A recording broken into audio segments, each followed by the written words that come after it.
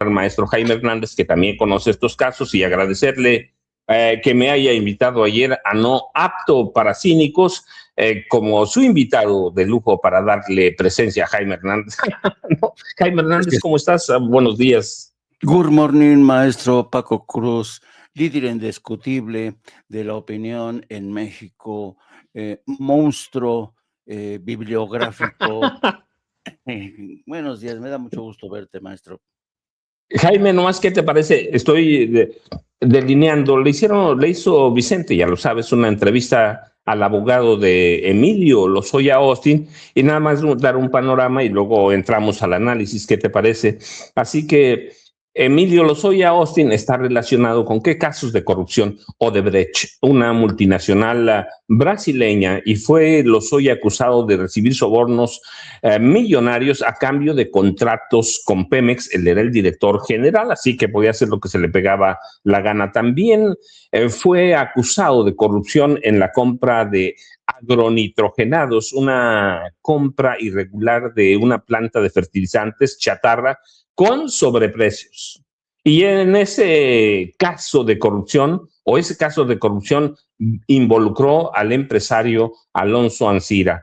También entregó sobornos millonarios a legisladores, y el mismo Lozoya denunció que dinero en efectivo proveniente de sobornos fue entregado a legisladores panistas para aprobar la reforma energética de 2013, y en ese caso entregó, porque había videos, entregó sobornos millonarios a Ricardo Anaya Cortés en efectivo, en bolsas, lo puso en el escritorio de Ricardo Anaya Cortés. Así que este pillo por eso vivió, entre otros, a salto de mata durante 3 años todo el gobierno de López Obrador, y ahora viene a persignarse con nosotros. Así que en la denuncia de Emilio Lozoya Austin se incluyen Enrique Peña Nieto, que fue un presidente corrupto, no lo digo ahora, lo dije en 2008 y 2009, corrupto y asesino, sigo insistiendo.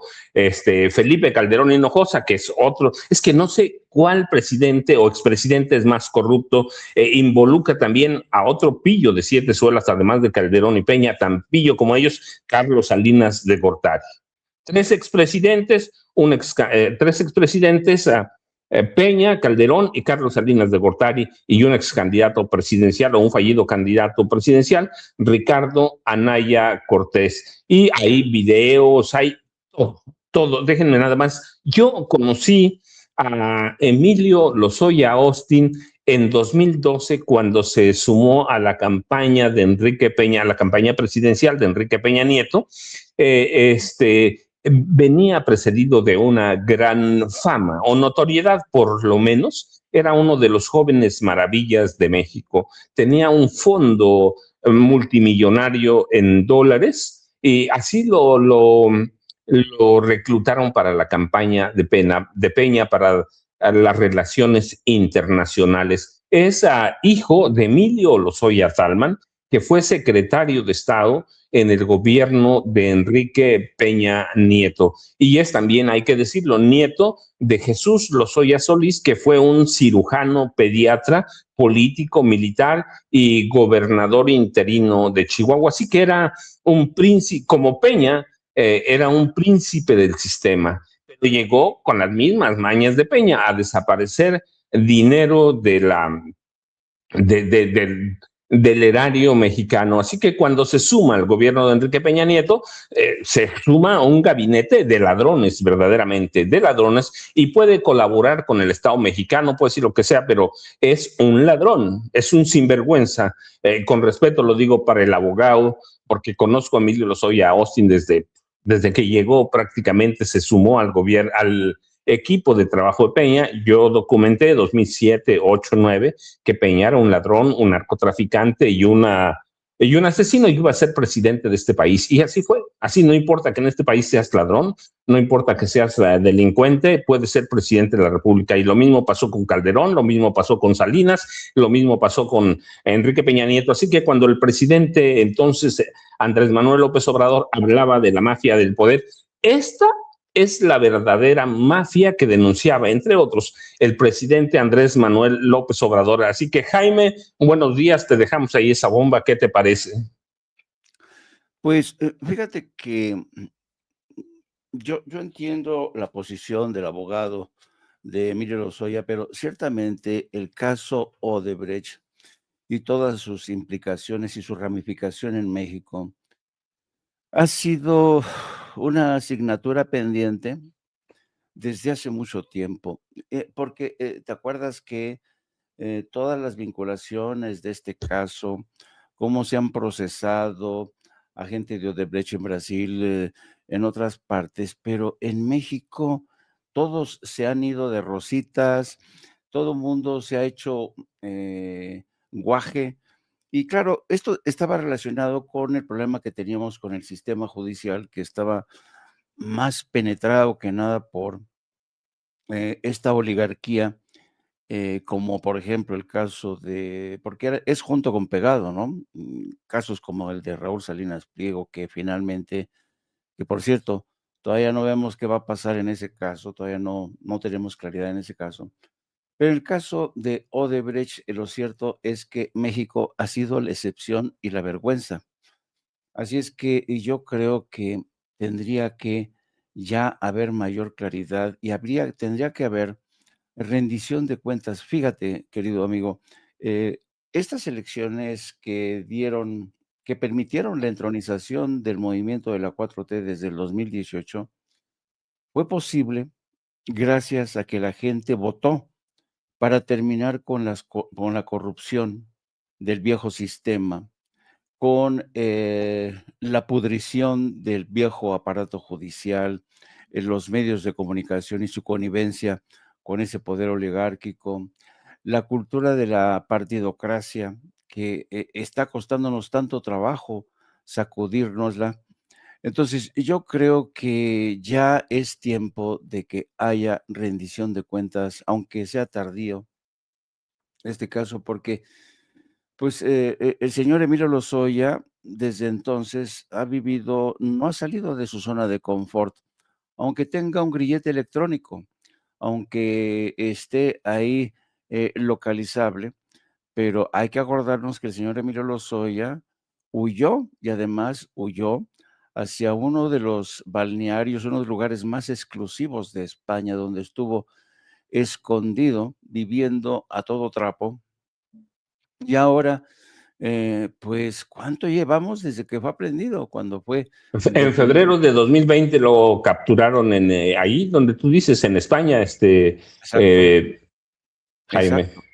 Entonces, fíjate, ya son 6 años, vamos a cumplir 6 años desde que Emilio Lozoya se sigue, riendo y burlando del sistema judicial. A ver si ahora sí la detención de este personaje, que durante mucho tiempo, pues, fue uno de los personajes claves, nos enteramos ayer de que no solamente había sido detenido, sino que ya había sido vinculado a proceso Jorge Yanes Polo, que era contador precisamente del exdirector de Petróleos Mexicanos, ¿no? Eh, entonces, pues ya declaró y también ya está, pues vamos a ver qué es lo que dijo, pero me acordé cuando vi la detención y la consignación de este contable, del señor, Yanes, me acordé del caso de Al Capone, que finalmente le echan el guante y lo meten a la cárcel tras la detención, precisamente de su contable, porque, al Capone no le podían, imputar un delito, sino más que por lado del fisco, ¿no?, de los impuestos, porque era un personaje escurridizo que sobornaba a la policía, asesinaba testigos. Entonces, esperemos que la detención de este contable, pues, realmente ofrezca o permita ya de alguna manera hacerle un traje a la medida del encauzamiento contra Emilio Lozoya, porque ya basta de verdad. Fíjate cuánto tiempo estuvo también, a salto de mata este personaje, el contable, ¿no? Así es que va a ser quizá, y digo, utilizo el quizá con un dejo de tristeza y frustración, quizá esta sea la mejor oportunidad que tenga el sistema judicial de México para formular los cargos, para probarlos y para hacer que el señor Emilio Lozoya cumpla, aunque de forma tardía, su sentencia, su pena. Sí, y Jaime, déjeme decirle, además de todo, él se está acusado, fue acusado de recibir, yo les dije en general, 10,000 millones de dólares en corrupción, de todos los casos de corrupción en el gobierno de Peña Nieto que pasaron por sus manos. Él recibió además 10 millones de dólares en efectivo, Emilio Lozoya Austin, y el tema sale a propósito de que su caso va a llegar de nueva cuenta, va a llegar a la Suprema Corte de Justicia de la Nación, pero el pasado 28 de febrero, la Fiscalía General de la República capturó a Jorge Yáñez Polo, su contador, por el delito de defraudación fiscal equiparada por más de 28 millones de pesos. Y de acuerdo con fuentes judiciales, es una figura de extrema confianza para el matrimonio de Lozoya Austin. Y él gestionó las finanzas, no solo era el contador, gestionó las finanzas personales, así como sus empresas. Es propietario de un despacho de contaduría, Jorge Yáñez y compañía, de sociedad de capital variable, que utilizó para llevar contabilidad personal del matrimonio de Emilio Lozoya Austin con Mariel Elene X. Ahora es esposa, pero él les manejó todo, así que ahí tienen todo junto. Y es importante, ¿por qué? Porque yo les decía, es toda la mafia del poder, toda la mafia del poder que denunció en su momento el presidente Andrés Manuel López Obrador. Y esta es nada más la puntita de la madeja, ¿no, Jaime? Sí, así es. Así es que vamos a ver si esa madeja nos conduce realmente a, porque hasta ahora la figura más prominente de este escándalo ha sido Emilio Lozoya, pero no cabe duda que todo era prácticamente había múltiples ramificaciones, porque mira, si nos fijamos en este fotografía de grupo, fíjate nada más cuánta gente ha quedado libre de culpa. Está Rosario Robles, que salió, no, la Suprema Corte le facilitó la salida. Está el señor Miguel Ángel Osorio Chong, que sabe mucho de muchas cosas. Era también el experto en mover dinero. Osorio Chong era el hombre que estuviera donde estuviera, ya estuviera en un restaurante cenando, desde ahí dictaba las primeras planas de los diarios, se comunicaba y daba órdenes para decir qué noticia iba a ir en periódicos como El Universal, Reforma, etcétera, etcétera. Toda esta bola de pillos que en algún momento llegó a denominarse el famoso Grupo A de Enrique Peña Nieto, incluido el señor Emilio Lozoya. Yo recuerdo cómo nos vendieron Emilio Lozoya Austin, un tipo joven, ¿sabes? Con buena postura, todos eran jóvenes y bellos, y míralo ahora cómo está el pobre desgraciado, ya se le cayó el pelo, y sabe muy bien qué es lo que puede tener, qué ha aportado este contable en su contra. Y también qué decir de otro de los grandes fixers que solucionaban problemas. ¿Cómo se llama el hombre este que fue? Ay, el que estaba el que está en Emilio Lozoya, ¿y cómo se llama este otro? Ay, se me va. Luis Videgaray Caso. Luis Videgaray Caso, que también ¿te acuerdas que tenían su casita y sus En carros Malinalco. en Malinalco? Videgaray, no. Esta Solo gente. porque te voy siguiendo el hilo de la conversación, Jaime Hernández, ¿eh? Así es, así es. Pues vamos a ver, querido amigo, vamos a ver si sale algo en claro de este tema de Odebrecht, que ya se había podrido en los archivos y este hombre estaba pendiente de que no detuvieran a una pieza clave de esta trama y parece ser que ya lo consiguieron. Ahora, vamos a ver, porque creo que aquí estamos vendiendo la piel del oso antes de cazarlo. Vamos a ver si realmente lo que ofrezca este contable son pruebas sustanciales que permitan el encauzamiento de Emilio Lozoya. Así eran, yo les llamaba entonces a los Golden Boys, ¿sí? Los Golden Boys, Luis Videgaray Caso, que bueno, pero un tecnócrata de todas las confianzas del sinvergüenza de Pedro Aspe Armella, que fue secretario de Hacienda en el gobierno de Salinas, y estaban el exgobernador de Hidalguense, y a propósito de que mencionaste su nombre, Miguel Ángel Osorio Chong, que llegó a la gubernatura, que llegó a la Secretaría de Gobernación, y también era un pillo, él le entregó $750 millones desde Gobernación, por órdenes de Peña, claro, a Genaro García Luna. Pero fíjense, yo sigo a Miguel Ángel Osorio Chong desde años antes, en 2005, una pequeña anécdota, cuando Peña estaba en campaña para ser gobernador del Estado de México, el hombre que armó la guerra sucia fue Miguel Ángel Osorio Chong, como con Murillo, con Jesús Murillo Caram. Peña estaba como 15, 16 puntos abajo del candidato del PAN, que ya se murió, Rubén Mendoza Ayala. No hallaban cómo subir a Enrique Peña Nieto, y Miguel Ángel Osorio Chong y Murillo Caram le armaron una guerra sucia. A mí me hacían llegar, a mi correo electrónico, me hacían llegar de qué iban a acusar. Claro, nunca me dijeron que era Miguel Ángel Osorio Chong ni Murillo Caram, pero yo sé que salieron de ahí. Me hacían llegar fotos de cómo iban a acusar de pederastia y de pedofilia al candidato panista Rubén Mendoza Ayala. Lo iban a acusar de pederastia, de asesinato, de cualquier cantidad.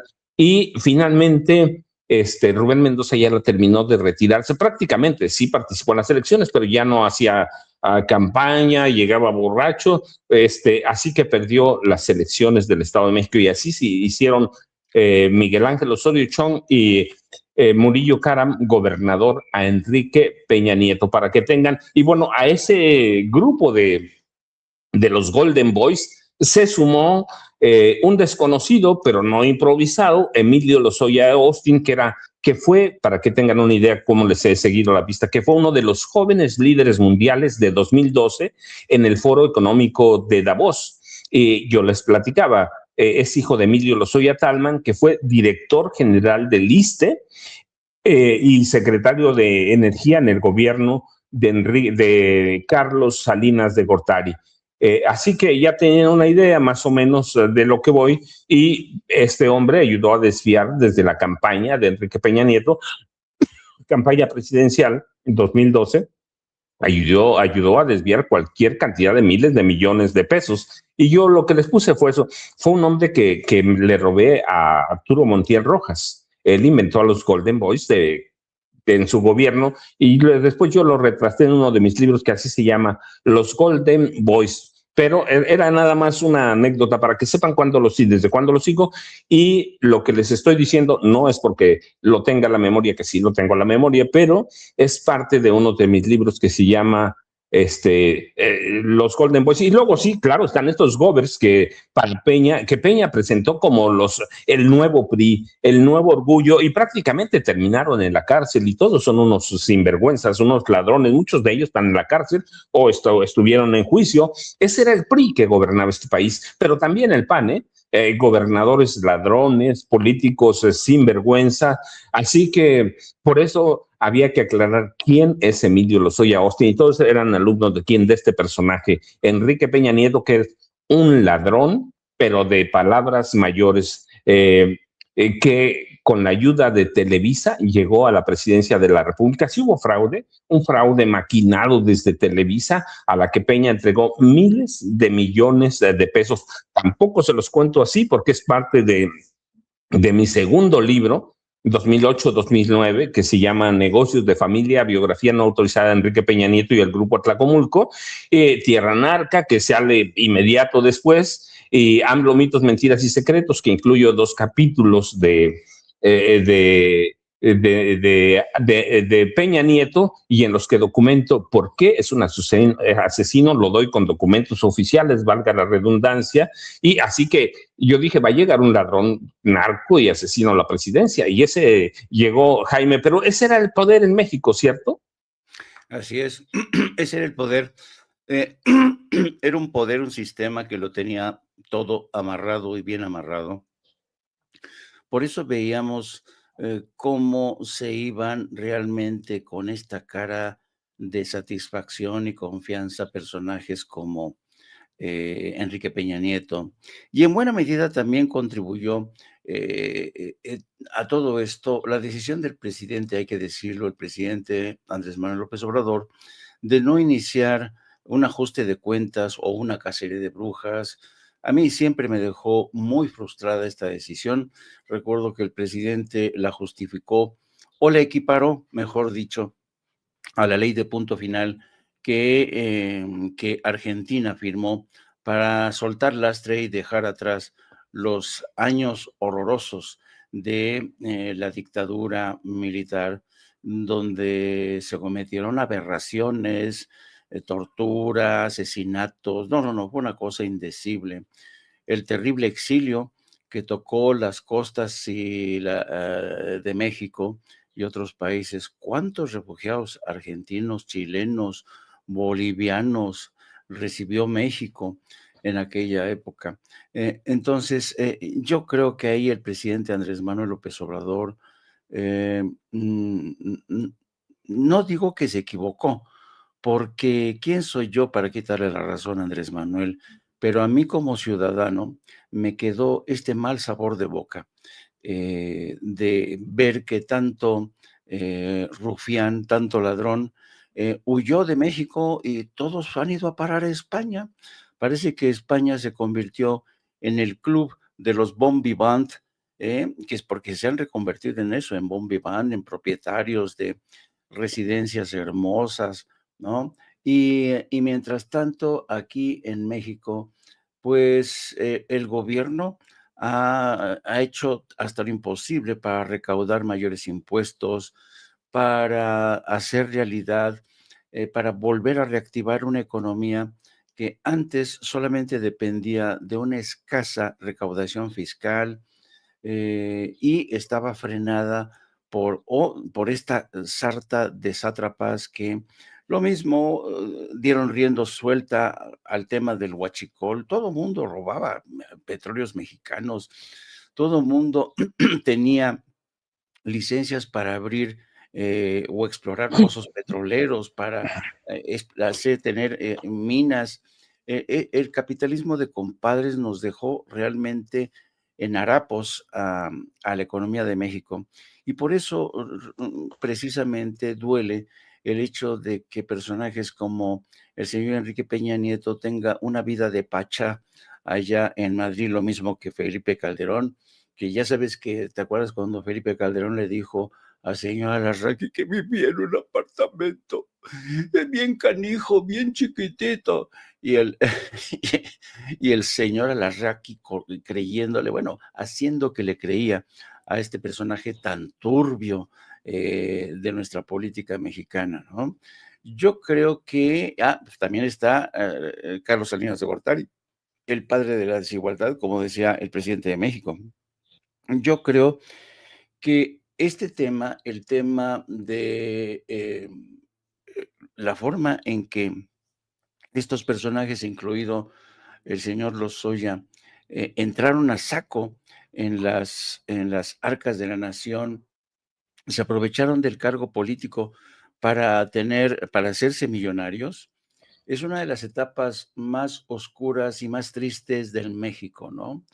Este grupo de jóvenes que le llamaban el equipo A o a los Golden Boy, llegó para hincarle el diente al presupuesto. Yo recuerdo cómo esta imagen incluso llegó a convencer a Estados Unidos. Mucha gente en Estados Unidos, me refiero al Departamento de Estado, cuando yo platicaba con gente del Departamento de Estado y les hablaba de Enrique Peña Nieto, yo les preguntaban, oigan, ¿ustedes creen realmente que Enrique Peña Nieto representa al nuevo PRI? ¿Ustedes creen que Enrique Peña Nieto ya no es ese dinosaurio? Y del Departamento de Estado me decían, sí, sí, sí, cómo no, es un nuevo político mexicano, y claro, el Departamento de Estado prefería darle el beneficio de la duda a este PRI recompuesto, rejuvenecido de Enrique Peña Nieto y sus jóvenes colaboradores, antes que aceptar la posibilidad de que un personaje comunista, socialista, antiestadounidense como Andrés Manuel López Obrador llegar al poder en México.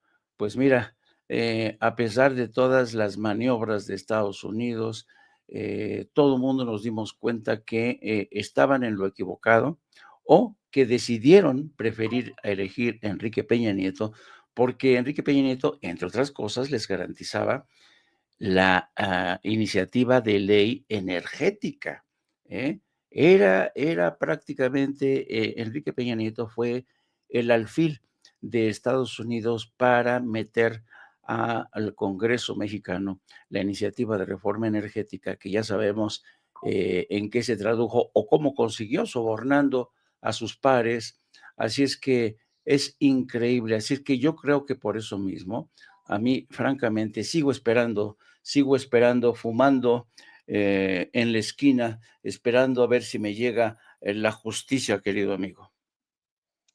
Fíjense, es que es bien bonito porque cuando hablamos de estos casos, por ejemplo, Cristina Piña, aquí en el chat en vivo, es sarcástica, pero es un sarcasmo rico porque dice, pues sí, pero aquí no pasa nada. Estamos igual ahora con varios, Monreal, a Pedro Aces, Adán Augusto, Maru Campos, Alito Moreno, Anaya, aún hay muchos delincuentes y no pasa nada. No, sí pasa, pero saludemos primero a Norman Perry, porque si no lo vamos a dejar ahí esperando. Norman, ¿cómo estás? Buenos días. Hola, ¿qué tal? Buenos días, mi querido Paco, mi querido maestro Jaime Hernández. Buenos días a toda la audiencia. Qué gusto estar aquí con ustedes, como siempre. Ya, mira, regresamos a los orígenes, le robamos el programa y la marca a Vicente Serrano.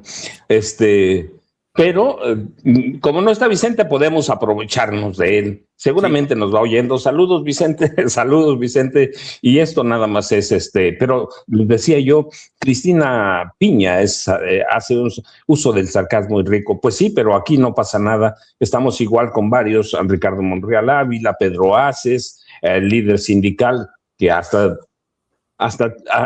me dan escalofríos a Maru Campos, Alito Moreno, Anaya, muchos y no pasa nada. No, sí pasa, pero recuerden también, no pasa porque no queremos que pase. Yo les voy a contar la anécdota. Yo denuncié en su momento 2008 y 2009, lo estoy diciendo, documenté, porque presento en mis libros documentos de cómo era la cosa, de que Peña era un ladrón, Peña era un asesino, un narco, pero les dije, va a ser presidente, y la gente convencida por Televisa fue a votar por él. ¿Y qué pasó 6 años? Que fue un ladrón, que fue un asesino. Ahí está el caso Ayotzinapa, entre otros. ¿Cuál es la cuestión? Que los grandes medios todavía tienen poder para engañar a la gente. Hay cosas que tenemos que hacer todavía. Pedro Aces tiene fuero, Monreal tiene fuero, Maru Campos tiene fuero, Alito tiene fuero, Anaya tiene fuero. Todavía deshacernos de las viejas estructuras del poder es muy complicado. No, Norman fue parte de Morena. ¿Por qué nos cuesta tanto, Norman, deshacernos de toda esa vieja estructura que nos heredaron el PRI, que gobernó 70 años, y el PAN, que 12 años, pero hizo de este país una porquería, Norman?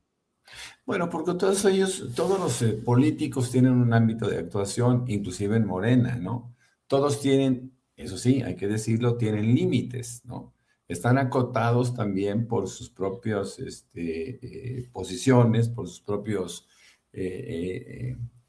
propias designaciones, o en este caso, por ejemplo, Ricardo Monreal dentro de la Cámara de Diputados como coordinador, pues sabe perfectamente bien hasta dónde puede llegar, ¿no? Sabe perfectamente bien que tiene límites claros y que, por ejemplo, procesar o trabajar las iniciativas de ley, pues también tienen límites. Estamos viendo cómo ayer, por ejemplo, Ricardo Monreal reconoce abiertamente pues, que no tiene mucho que hacer con respecto a una reforma, ¿no? Una reforma que va totalmente en contra de todos los demás partidos, en donde solamente Morena podría beneficiarse, o como diría el mismo Leonel Godoy, que Morena y el PAN serían los grandes beneficiarios. Yo creo que ahí hay que hacer ejercicios, ¿no? Hay que hacer muchos ejercicios para saber hasta dónde nos llevaría una ley que ya nadie conoce, digo, para ser muy franco. Antes la presidenta decía que no quería enviar una ley descafeinada. Bueno, es absolutamente descafeinada, ¿no? Y yo quiero decir algo, porque ha estado manejando la presidenta Sheinbaum, pues también con motivaciones políticas, que ella en campaña ofreció que los plurinominales ya no iba a ser manejado por listas. Hay que recordar que la oferta del presidente López Obrador y la oferta de la misma candidata Claudia Sheinbaum Pardo fue en el sentido de eliminar a los plurinominales, no las listas de plurinominales, ni tampoco el manejo de los plurinominales. Yo creo que eso debe de quedar claro, porque no hacerlo se crea confusiones, ¿no? Y no estamos para confusión. La presidenta está haciendo un gobierno extraordinario, magnífico, pero cuando tiene que tomar decisiones de carácter político, pues a veces incurre en pequeños despistes, ¿no? Dislates, en donde la mayoría de la gente, sobre todo aquellos que vemos, observamos la política en el día a día, sabemos que no hablaban, ni López Obrador ni ella, no hablaban de las listas de las cúpulas, hablaban de los plurinominales en su eliminación total, ¿no? O por lo menos parcial, pero sin darles la posibilidad de que trabajaran de otra manera. Yo creo que, por ejemplo, el error para mi gusto, lo comentó también Vicente Serrano ayer mismo, el error que se tuvo de invitar a la Coca-Cola en un martes de salud, en la mañanera, que es el foro del pueblo. Bueno, pues esto fue un error político, pues eso hay que decirlo, ¿no? Eso lo pudo haber hecho Mario Delgado en una de sus múltiples reuniones con las transnacionales, etcétera. Creo que en la mañanera de ayer lo que se pudo haber hecho fue haber llevado el trofeo, sí, sin hablar de los patrocinadores, que no solamente es la Coca-Cola, ¿no? Quien se abrogó el derecho de difundir su nombre a través de este programa tan visto en todo el país y en una buena parte del mundo. Así que, bueno, tenemos que hacer ese tipo de cuestionamientos. Con respecto a los personajes que tú citas, bueno, pues todos ellos efectivamente están amparados por un fuero que también tiene límites, pero que más allá del fuero tienen la bendición, por ejemplo, Alito Moreno con Ricardo Monreal, que Ricardo Monreal, como coordinador de la Jucopo, tiene a su cargo, por así decirlo, también la posibilidad de manipular, así lo hemos visto en la sección instructora, para que no toquen a Alito, y eso es una cosa gravísima, ¿no? Gravísima. Pero todos tienen un ámbito de actuación, y espero que ese poder efímero no trascienda, bueno, ya no parece tan efímero el de Ricardo Monreal, ¿no? Pero bueno, esperemos que no trascienda a otros órdenes de gobierno que eventualmente pueden afectar la percepción inclusive del gobierno de la República, que desde mi punto de vista es extraordinario, ¿no? Es un gobierno que ha logrado no solo extender los beneficios de la Cuarta Transformación, ha estado haciendo cambios sutiles que también van siempre en beneficio de las mayorías, y eso son cosas que hay que estar apreciando siempre, mi querido Paco, mi querido Jaime. Nada más voy a hacer una suma a lo que dice Norman Perl. Una cosa es el gobierno que la presidenta Claudia Sheinbaum Pardo está ejerciendo y lo hace bastante bien. Lidiar con Donald Trump, por ejemplo, es una locura, pero lidiar con toda la oposición aquí con todos los medios de comunicación en contra. Así que una cosa es el gobierno y otra cosa son las redes viejas de poder. Y Norman mencionó una, la de Monreal con Alito Moreno. Acabar con todas esas mafias va a llevar mucho tiempo. Quienes votaron o votamos por Andrés Manuel López Obrador en 2018, yo en mi caso, yo sabía que no iba a ser el gobierno López Obrador suficiente para refundar el sistema de poder, no político, de poder de este país. Va a llevar mucho tiempo por todas estas complicidades que decimos. Mire, nada más, por ejemplo, vamos a ver un video de Alberto Anaya Gutiérrez, que es el dirigente, por lo menos 30 años tiene como dueño del PT, aliado incondicional de Morena, y vean lo que dice sobre la reforma político-electoral de la presidenta Claudia Sheinbaum Pardo, para que vean o veamos qué tan difícil es vencer todos los vicios. ¿Qué les parece, Jaime? Norman, Ceci, por favor. Bueno, vamos a una reforma de avanzada, pero no va a haber regresiones de ningún aspecto. Indudablemente que lo que significa avanzar los procesos democráticos van a ser bienvenidos. Los que impliquen regresiones vamos a ir en contra. Lo que está diciendo es que van a rechazar todo lo que sea contra los plurinominales, así que no entendió para qué fuimos a las urnas en 2018, para qué fuimos a las urnas en 2024. Hace años era el satélite del PRI, de hecho le decían el satélite salinista al Partido del Trabajo, y Alberto Anaya Gutiérrez era un tipo sinvergüenza. Finalmente hay alianzas con Morena, y ahora cuando la presidenta propone o presenta una propuesta de cambios, el primero que dice que no es Alberto Anaya Gutiérrez, Jaime. Sí, mira, yo creo que yo escuché muy atentamente ayer a la presidenta Claudia Sheinbaum, y ella está completamente decidida, está firme en esta decisión de soltar lastre y dejar atrás a estos partidos que son rémoras del pasado. Me refiero al Partido del Trabajo y el Partido Verde Ecologista. Yo creo que durante mucho tiempo, y yo lo entiendo porque eran las necesidades que imponía el viejo sistema electoral, Morena se vio obligada a, digamos, protagonizar este baile de alianzas con el Partido del Trabajo y sobre todo con el Partido Verde Ecologista, un baile que podría llamarse, un baile que podría bautizarse ni contigo, pero ni sin ti. Es decir, no estoy de acuerdo contigo como formación ni todo lo que representas, pero tampoco puedo dejar de bailar sin ti. ¿Por qué? Pues porque te necesito tus votos, ¿no? Y yo creo que Claudia Sheinbaum creo que es una acción audaz, muy brillante, muy inteligente.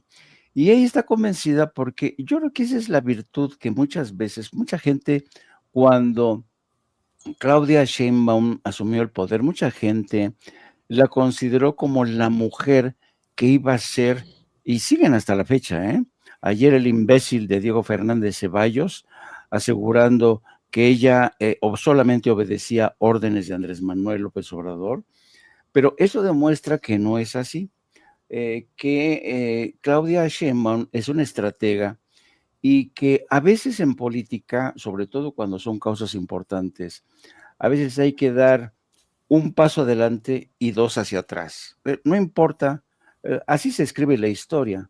La historia no se escribe, no avanza de forma lineal.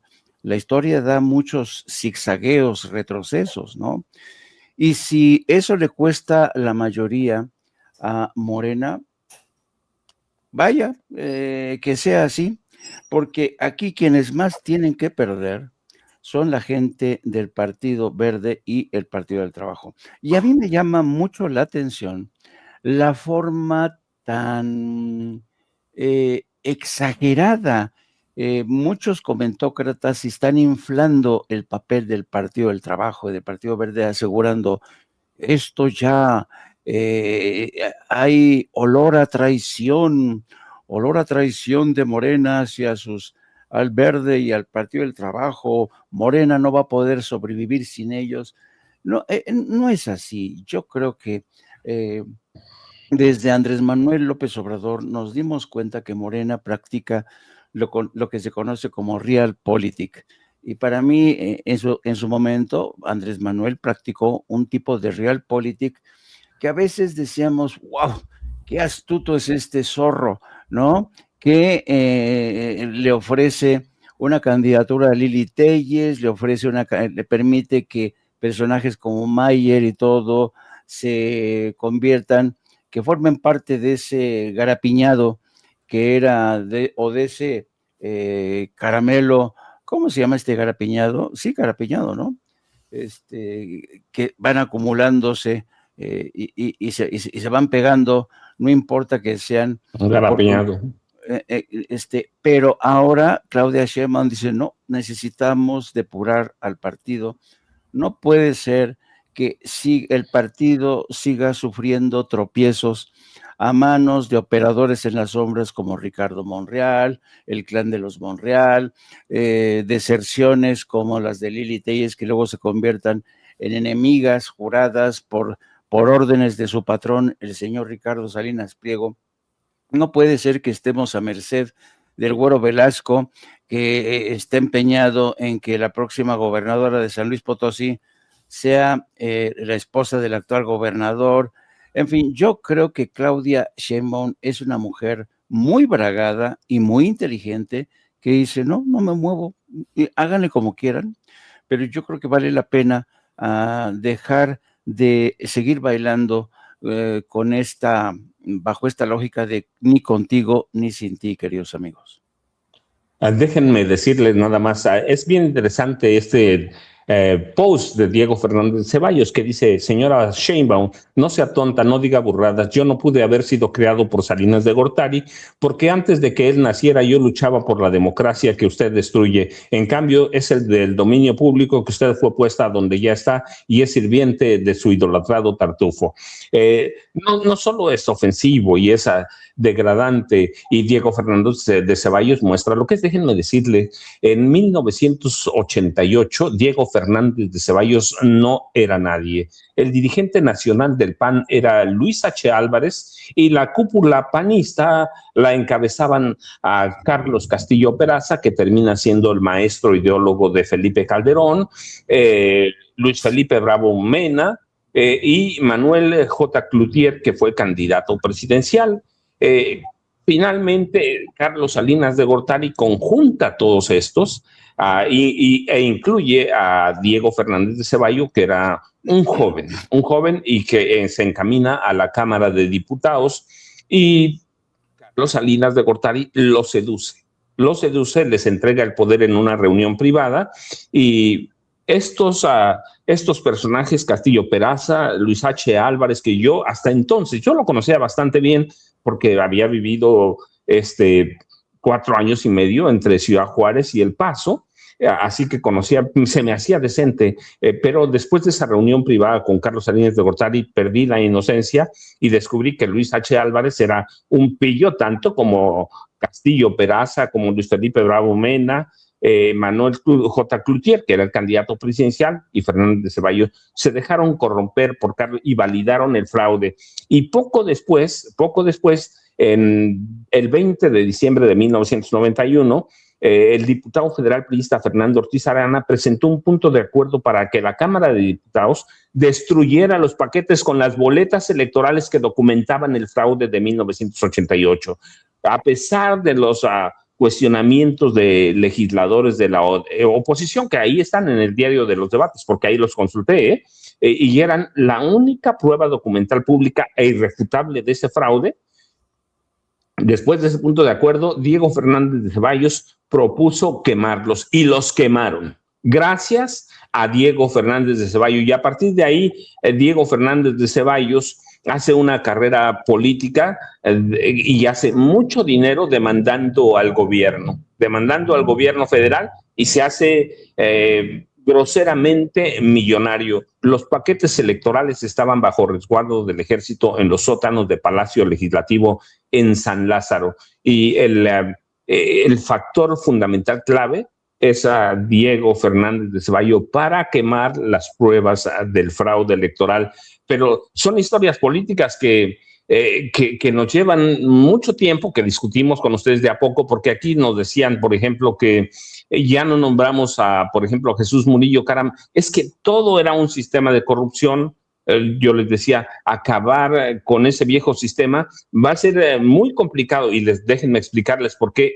Esta semana, la revista o el periódico digital, sin embargo, dio a conocer o documentó el levantamiento, construcción de la mansión dorada de la gobernadora de Chihuahua, María Eugenia Campos, diseñada con piedras naturales de lujo, hojas de oro, mármol, muebles de alta gama, árboles también de alta gama, y ayer la empezó a defender Ciro Gómez Leiva, pero cuando digo Ciro Gómez Leiva, pero es todo el viejo sistema que está ahí de pie, todos los viejos comunicadores. Creo que tienes por ahí el video, ¿cierto, Ceci? No me acuerdo qué número es el de Maru Campos, es el 5, el de Maru Eugenia Campos Galván, que es el nombre completo de la gobernadora de Chihuahua.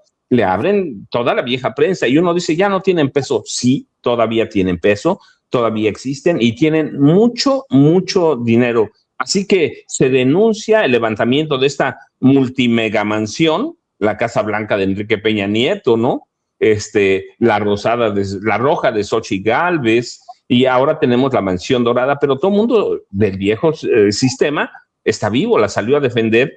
Y por favor, Ceci, el video lo tenemos ahí. Me encanta que tiren misiles. Me encanta que tiren misiles, Ciro, porque si eso es lo que están echando de misiles, he llevado una vida limpia, he llevado una vida sí de acusaciones en los últimos años, pero mi vida es limpia, mi vida es transparente, están mis declaraciones patrimoniales en orden. Cuando teníamos el famoso 3 de 3, siempre presentamos el 3 de 3. Y bueno, la gente ahora conoce... dicen que te estás construyendo una mansión la gente, o algo así, dijeron ayer, La ¿no? gente conoce quién es Maru Campos en Chihuahua. No me la estoy construyendo, ya se construyó. Ya se construyó. Y me la construyó mi querido marido, que ya pasó a mejor vida. A una mujer que restaba en las nóminas secretas de César Duarte Jaques cuando era gobernador, y ella coordinadora de los diputados del PAN. Hay por lo menos de los que se han revisado 34 recibos y bien clasificados con la firma de ella, que recibía dinero sucio de César Duarte Jaques. Ha entregado por lo menos 1,300 millones de pesos a la prensa para que la defiendan. Norman, ¿cómo entendemos este sistema que de pronto dicen ya no hablan, no dicen nada de esto, pero se sabía que era una mujer muy corrupta y fue elegida gobernadora de Chihuahua, Norman? Bueno, ella asegura que inclusive Morena durante 5 ocasiones o en 5 ocasiones le ofreció la gobernatura o la candidatura para que lo hiciera por Morena. Me parece que Maru Campos es una mujer que está tratando de capitalizar sus momentos. Por ejemplo, cuando habla de la casa, esta casa de 31 millones de pesos por lo menos en una zona privilegiada de Chihuahua, pues ella fácilmente dice, a mí no me digan nada, esta me la construyó mi marido y mi marido ya se murió, así pues, ¿qué quieren que haga, no? Ella está tratando de capitalizar los momentos de una forma muy particular. Maru Campos es una mujer corrupta, siempre lo fue, y bueno, pues llegar a estar con Ciro Gómez Leiva no la va a purificar, ¿no? Porque ella no es purificable.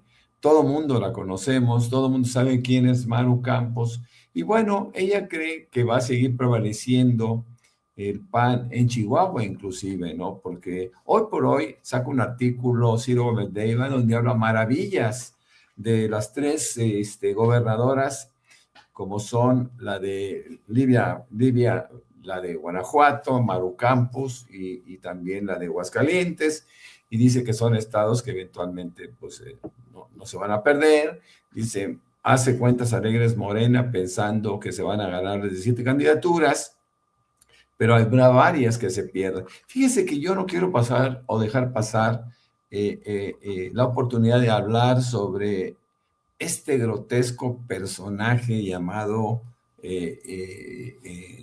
Fernández de Ceballos. Fernández de Ceballos dice que no nacía Carlos Salinas cuando él ya era un luchador social. El problema es que, si no mal recuerdo, Fernández de Ceballos debe andar como por los 85 años y Salinas de Gortari por los 75. Ahora, Salinas de Gortari fue presidente de la República a los 39 años. De tal manera que tuvo tiempo y espacio y recursos suficientes del gobierno para poder ampliar la corrupción de Fernández de Ceballos, ¿no? Así que eso es una mentira vil, la que está diciendo. Nació en 41, Norman. Fíjate nada más. Nació en 41, estás hablando de que tiene apenas... 84 años. 84, y Salinas de tener como 76. Así que es falso lo que dice, como todo lo que ha dicho toda su vida. Fíjense, hay que recordar, y esto en beneficio de nuestra audiencia, que no solo es una audiencia maravillosa, es una audiencia que tiene una gran cantidad de dudas, que aquí, por supuesto, podemos despejar. Fernández Ceballos, en su competencia contra Carlos Salinas de Gortari, Fernández Ceballos compitió contra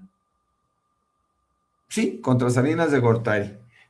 Él ganó el primer debate. No, contra Salinas de Gortari no. Fue Cloutier, sí. El Maquío Cloutier fue el que compitió contra Salinas de Gortari y el ingeniero Cuauhtémoc Cárdenas Solórzano. El Maquío compite contra... Y Diego Fernández de Ceballos compite contra Cárdenas en la tercera vez y contra Ernesto Zedillo Ponce de León, Norman. Tienes razón, contra Zedillo, por eso me quedé con la duda. Bueno, fíjate, compite contra Zedillo. Él, en el primer debate que se tuvo, o el primer debate que se tenga de memoria, de carácter presidencial, lo gana con muchísima facilidad. Yo me acuerdo perfectamente bien que fui a un desayuno que me invitó me invitó un amigo, que a su vez era muy amigo del suegro de Felipe Calderón, Diego Zavala. Diego Zavala caminaba conmigo en un club, me acuerdo muy bien, Casablanca, ahí por Avenida Toluca, en la Ciudad de México. Me acuerdo que en esa ocasión que nos invitan a ese desayuno, yo digo, bueno, ok, vamos. Yo fui y llegué una hora antes porque había un cambio de horario. Eso ya lo he platicado. Y en ese cambio de horario estoy platicando con Carlos Castillo Peraza, que a su vez era el presidente nacional del PAN. Ahí Carlos Castillo Peraza, emocionado, me dice, porque había sido unos días antes el debate, me dice, ¿tú qué piensas acerca del debate? Y yo le dije, bueno, ese debate lo ganó con mucha facilidad Fernández de Ceballos y eventualmente van a tener alguna posibilidad. Y me dijo, fíjense lo que me dijo, este triunfo, que fue inobjetable en términos de debate, lo será en términos electorales, me siento muy cerca de que logremos, de que el partido, de que el PAN logre este triunfo. Yo en ese entonces estaba en el Partido Mexicano de los Trabajadores, de Beto Castillo. Bueno, y algunos personas que estaban en el desayuno también habían estado conmigo en el Partido Mexicano de los Trabajadores. Estaban absolutamente seguros del triunfo. Ellos sabían que no había forma de arrebatar el triunfo a Fernández de Ceballos, pero ¿qué creen que pasó? Fernández de Ceballos fue conmovido o convencido por Salinas de Gortari de que se escondiera. Y e inventando una enfermedad, se retiró de la contienda como por 1 mes y medio.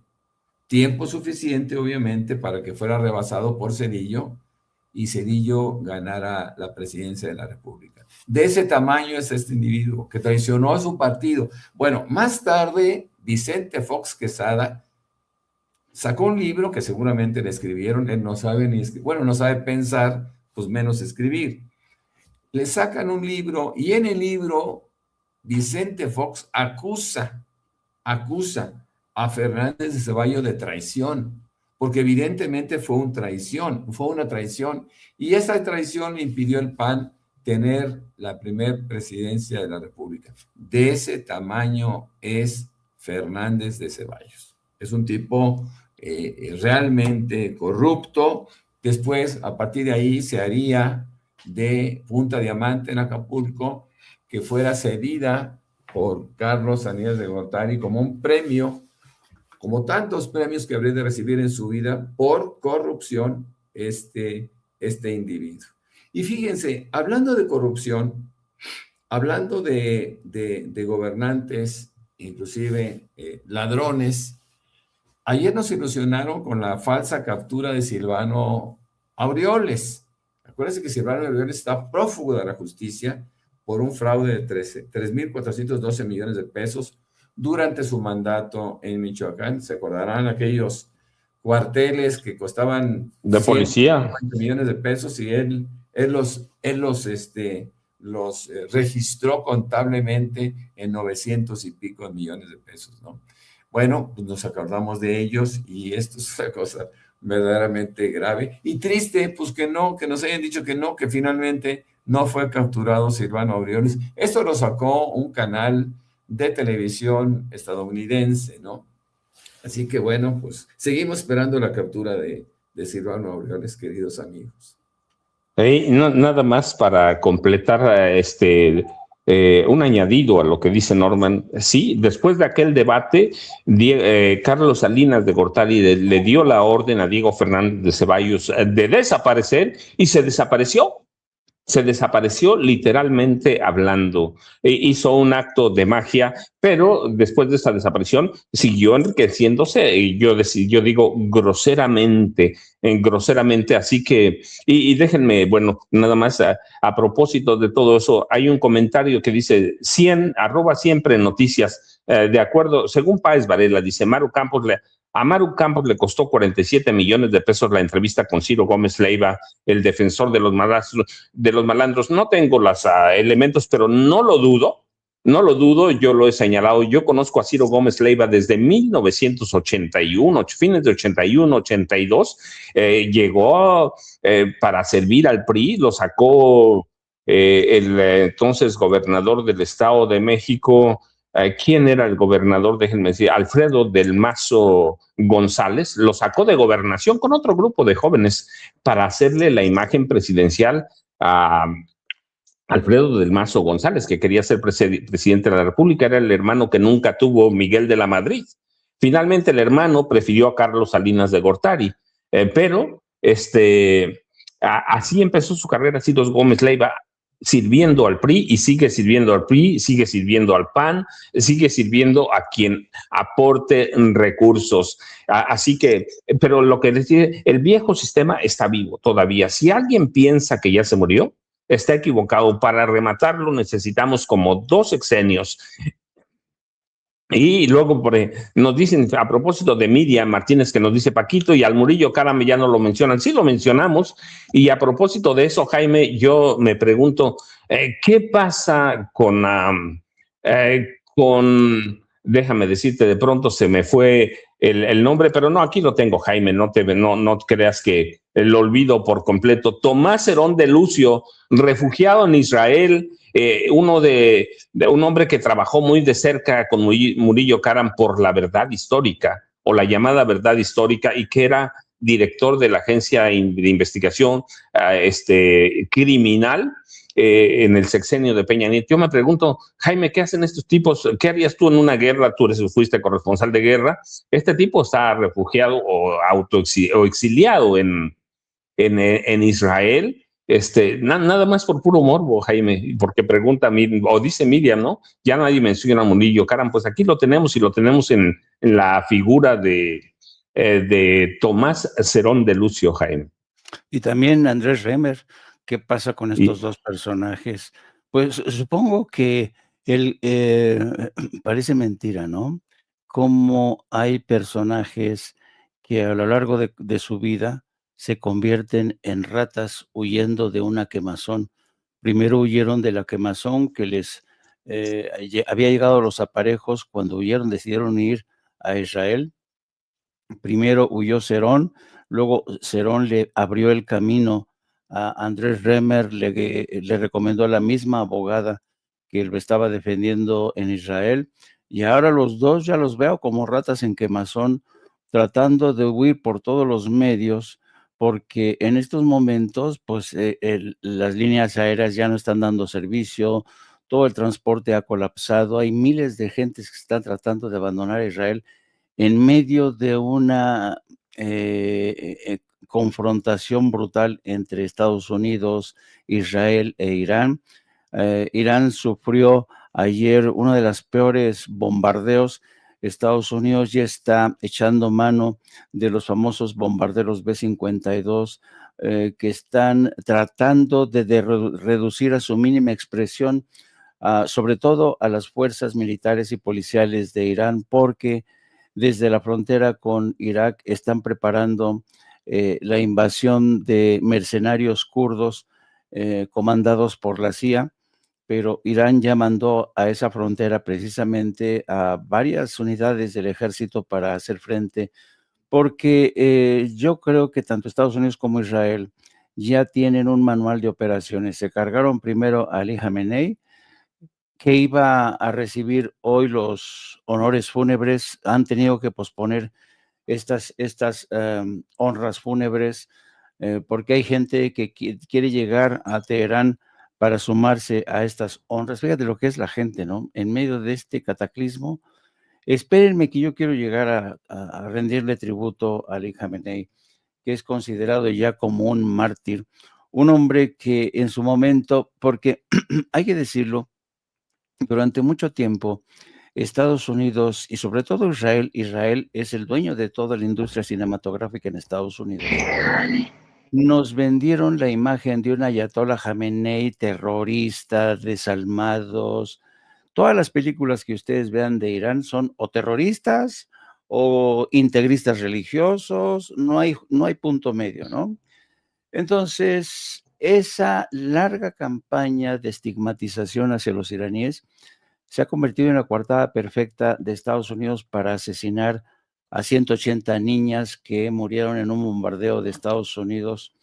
Hoy se supo que acaba de bombardear otra escuela de niños, han destruido hospitales, todo. Y se supone que también hoy el ministro de Defensa de Israel ha dicho que no importa a quién elijan como sucesor de Ali Khamenei, ellos van a asesinarlo, lo cual demuestra que Irán no se equivocó en su estrategia de ser autosuficiente, de no renunciar a su programa de misiles, porque si no hubieran tenido esos misiles, ya habrían sido aplastados, ya habrán sido aplastados por Estados Unidos e Israel. Y esto también, estaba viendo un análisis que me pasaron muy interesante, que están haciendo los chinos, que están mirando el conflicto desde la barrera. Fíjate lo que dice: el ejército chino está monitoreando y evaluando la guerra entre Estados Unidos e Israel contra Irán. El ejército chino resume 5 lecciones de los ataques estadounidenses e israelíes contra Irán. Son las lecciones que ha sacado China de esto. 1, la amenaza más peligrosa, los traidores internos. 2, el mayor error de cálculo, la confianza ciega en la paz. 3, la verdad más amarga, la lógica de la superioridad militar. 4, la paradoja más dura, la ilusión de la victoria. Y 5, el verdadero apoyo, la autosuficiencia. Pero me llama más la atención, dice, la verdad más amarga, la lógica de la superioridad militar. Y ante eso estamos. Estados Unidos ha dejado en claro que sigue siendo la potencia militar y que aquel que no se rinda ante él va a sufrir las consecuencias. Ya lo hizo con Maduro, ya lo hizo con Hafez el-Assad en Siria, lo hizo con Gaddafi en Libia y lo ha hecho así incontables veces. Para que se den una idea del peligro que ha sorteado la presidenta de México, Claudia Sheinbaum, al enfrentar este personaje, Donald Trump, que sigue intentando por todos los medios distraer la atención de la opinión pública del escándalo de los archivos de Epstein. Ha habido denuncias en el curso de las últimas horas de que siguen borrando y desapareciendo los archivos del Departamento de Justicia. Y hoy se vota en el Congreso de Estados Unidos la resolución de poderes de guerra, una resolución que van a votar de forma más que tardía. Y yo francamente no tengo confianza en los congresistas de Estados Unidos porque todos y cada uno de ellos están comprados por el lobby judío. No se olviden que los espero a las 14 horas en Octo para Cínicos con mi compañera de vida, la periodista Lourdes Salas, mi ideólogo de cabecera, que insisto, ya parece un plurinominal, trabaja cuando quiere, Yago Batusay, y nos pueden seguir también a través de nuestras redes sociales, @JaimeJourno. Un abrazo a los dos, querido maestro Paco, querido maestro Norman Pearl. No te escuchas, Paco. No te oyes. Discúlpenme, es que pasó por aquí un camión de volteo. ¿Con qué cierras? ¿Con qué nos dejas la mañana de este miércoles 4 de marzo, Norman? Bueno, hay dos cosas que me parece que son importantes, rescatables. El Tribunal Federal en Estados Unidos rechaza frenar la falla contra los aranceles de Trump. Van a tener que regresar Trump a pesar de sus condiciones. Va a tener que rechazar algo así como $150,000 millones. Más allá de 2,000 empresas que ya han puesto denuncias. Entre ellas destacan FedEx, Revlon, Costco, etcétera, etcétera. Y por otro lado, sabemos que ayer durante el día, la Asamblea de Expertos de Irán eligió a Mohammad Khamenei, el segundo hijo del fallecido líder, como nuevo líder supremo iraní. Ese es un clérigo de 56 años, es ultraconservador, chiita, por supuesto, de rango medio. Todos los ayatolas, acuérdense que desde 1979 adoptaron una posición, es un régimen teocrático, y adoptaron una posición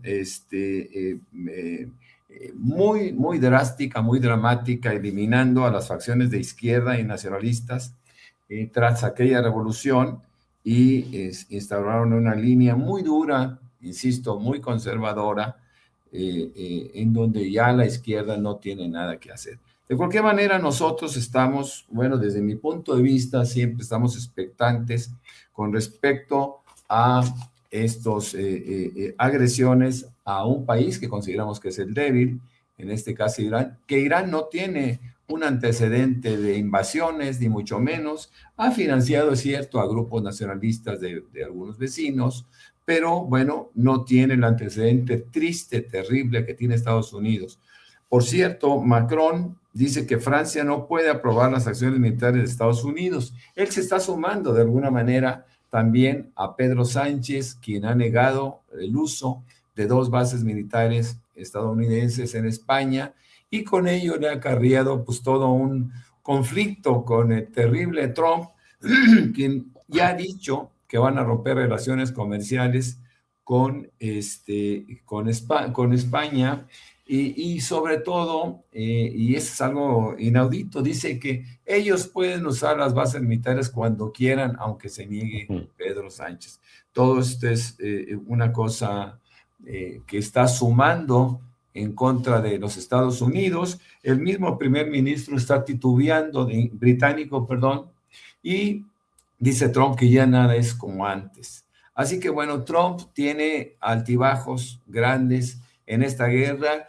Ya tiene también una oposición interna dentro de los Estados Unidos muy grande, conservadores, estamos hablando de republicanos, están absolutamente en contra de la guerra, no se diga los demócratas. Tiene todo un problema ante sí Donald Trump por tantos caprichos que yo esperaría que fueran incumplidos. Creo que el pueblo iraní, el pueblo persa, el antiguo pueblo persa, merece un desenlace diferente y ojalá que se pueda resolver a través de acuerdos, porque la guerra no lleva a nada. La guerra lamentablemente nos lleva a la desaparición de mucha gente y sobre todo al retroceso de muchos esfuerzos que durante tantos años han hecho los pueblos. Mis queridos Jaime, Paco, ya saben, yo los espero como siempre en mi cuenta de X como Norman F. Pearl y también, por supuesto, también en mis 2 cuentas que tengo en Facebook. Sí, por favor. Norman es muy activo, mucho más. Dice, Jaime y yo en realidad no somos activos en las redes sociales, pero Norman sí, así que síganlo, por favor. Y a Jaime ya sabe, 2 a 3 y media, para ser preciso. No, pero Jaime, estás empezando a la 1, ¿cierto? Exacto, estoy empezando momentáneamente a la 1 por la diferencia horaria, porque nosotros estamos concentrándonos mucho en un conflicto que aparentemente está muy lejos de México, pero impacta, no cabe duda, la seguridad internacional, el mercado del petróleo, el mercado de seguros, exacto, y gas. Por cierto, quería comentar algo, maestros, queridos. Fíjense que ayer se me hizo de muy mal gusto el gol que le metieron a la presidenta en la mañanera con este anuncio del Mundial de Fútbol, la sorpresa, con el patrocinio de Coca-Cola. Y francamente me extrañó muchísimo que la presidenta se dejara meter ese gol, porque momentos antes habían estado hablando el secretario de Salud sobre el tema de los trasplantes y nos consta cómo la propia presidenta ha advertido sobre el peligro de bebidas como la Coca-Cola. Y anoche en el noticiero de Canal 11 arrancaron con eso, con casi un publireportaje sobre el tema del Mundial de Fútbol. Y yo no sé qué está pasando en los noticieros de Canal 11. Están publicando todo desde una posición tan acrítica, sin ninguna valoración. Parece ser que se pliegan a todo lo que decida y no hay nada ni espacio para hacer una reflexión, ¿no? Como la hacemos aquí, porque aquí sí hay libertad para decir, creo que ayer la presidenta se dejó meter un gol, dejó mal sabor de boca entre mucha gente. Sí, no, la verdad yo les agradezco a los dos, a nombre mío, a nombre de Vicente Carlos Serrano Arroyo, así que recuerde y su like o me gusta, compartir, suscribirse aquí al canal de Sin Censura y apoyemos los esfuerzos y démosle las gracias a Norman y a Jaime, que todos los días están con nosotros a partir de las 6 y cachito de la mañana. Jaime ahora está levantándose como a las 3 de la mañana para estar aquí a las 6 o antes si hace falta. Norman mantiene su horario regular, 6 y media, 6:40, 6:45, no lo cambia, pero Jaime sí. Jaime esa hora que recorrió No Apto para Cínicos, ahora está con nosotros y eso la verdad yo lo agradezco infinitamente, el apoyo de los dos, porque las mañanas no sería igual sin Jaime y sin Norman, así que yo les agradezco a los dos. Vayamos a tomar un cafecito. Yo espero a unos minutos que llegue la presidenta de la República, pero sé que van a tomar café. Provecho para los dos y muchas gracias, Norman, como siempre, y Jaime, igual. Al rato espero a la 1 de la tarde seguiré No Apto para Cínicos. Está seguramente, muchas gracias a los dos. Nada más, ¿con qué me quedo? ¿Con qué cierro? Tomás Herón de Lucio, Jesús Murillo Caram.